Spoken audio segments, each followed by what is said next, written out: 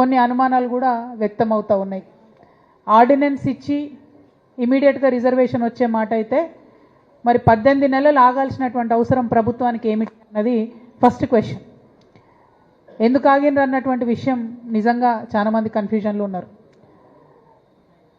కేవలం కాంగ్రెస్ పార్టీ మాత్రమే చేసింది, మేము ఒక కొత్త బిల్లు పెడుతున్నాం, పాత బిల్లు కాదు అనేటటువంటి రాజకీయ లబ్ధి కోసం ఆగినరని ఇవాళ మేము బలంగా నమ్ముతా ఉన్నాం.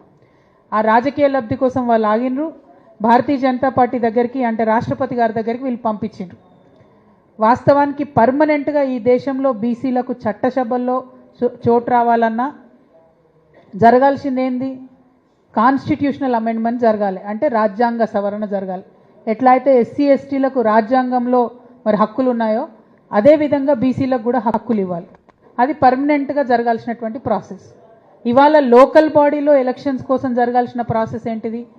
అయితే ఆర్డినెన్స్ ఇచ్చి ఇక్కడ రాష్ట్ర ప్రభుత్వం చేయాలి, లేదంటే వాళ్ళు అక్కడ నుండి తిరిగి మన చట్టాన్ని పంపాలి. సో ఇదే చికెన్ ఆర్ ఎగ్ లూప్ లాగా తిప్పుతున్నారు between Bharatiya Janata party and Congress. అందుకనే ప్రజా ఉద్యమాల ద్వారానే ఒత్తిడి పెంచాలని మాలాంటి సంస్థలం మేమందరం కూడా మరి ఒత్తిడి పెంచుతున్నటువంటి క్రమంలో నిన్నటి ప్రకటన ఖచ్చితంగా ఒక విజయంగానే మేము భావిస్తున్నాము. అందుకోసమే ఈ విజయాన్ని ఆస్వాదిస్తూ ఆర్డినెన్స్ ఇస్తామని చెప్పినారు కాబట్టి మేము తలపెట్టినటువంటి రైల్ రోకోను కూడా నిరవధికంగా మేము వాయిదా వేస్తూ ఉన్నాము. ఒకవేళ ఆర్డినెన్స్ మీద గవర్నర్ గారు సంతకం పెట్టకపోతే భారతీయ జనతా పార్టీకి సంబంధించి ఇతర రాష్ట్రాలలో కూడా గవర్నర్లకు గవర్నమెంట్కు మధ్యలో పంచాయతీలు అవుతున్నాయి. ఆర్డినెన్స్ ఇచ్చినా బిల్లు ఇచ్చినా గవర్నర్లు సంతకం పెట్టకుండా ఆపుతున్నారు.